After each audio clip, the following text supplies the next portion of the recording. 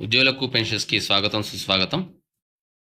రేపు ఉద్యోగుల జేఏసీ ప్రత్యక్ష సమావేశం. ప్రభుత్వ ఉద్యోగులు, ఉపాధ్యాయులు, పింఛన్దారుల సమస్యల పరిష్కారం కోసం ఈ నెల 26న ప్రత్యక్ష సమావేశం ఏర్పాటు చేస్తున్నామని తెలంగాణ ప్రభుత్వ ఉద్యోగుల జేఏసీ గురువారం ఒక ప్రకటనలో తెలిపింది. 17 నెలలుగా వేచి చూసినా ఫలితం లేదని, ప్రభుత్వం పట్టించుకోవడం లేదని చెప్పడం జరిగింది. పెండింగ్లో ఉన్న 9,000 కోట్ల బిల్లులు వెంటనే చెల్లించాలని, 5 కరువు భత్యాలు తక్షణమే విడుదల చేయాలని పేర్కొంది. ఆరోగ్య రక్షణ పథకాన్ని పూర్తి స్థాయిలో అమలు చేయాలన్నారు.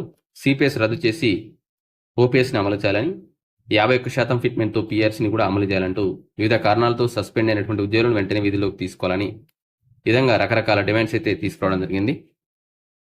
ముఖ్యంగా జీవో 317 బాధితులకు న్యాయం చేయాలని, ప్రభుత్వ శాఖల్లో పదోన్నతుల కమిటీలను ఏర్పాటు చేసి జాప్యం లేకుండా పదోన్నతులు ఇవ్వాలని చెప్పేసి కూడా డిమాండ్ చేయడం జరిగింది. ప్రభుత్వం నుంచి హామీలే తప్ప ఇచ్చిన మాట నెరవేరడం లేదని, అందుకే శనివారం నాంపల్లిలోని టీఎన్జీఓ భవన్లో నిర్వహిస్తున్నటువంటి జేఏసీ చైర్మన్ మారం జగదీశ్వర్, ప్రధాన కార్యదర్శి ఏలూరు శ్రీనివాసరావు ఈ విధంగా పేర్కొనడం జరుగుతున్నారు.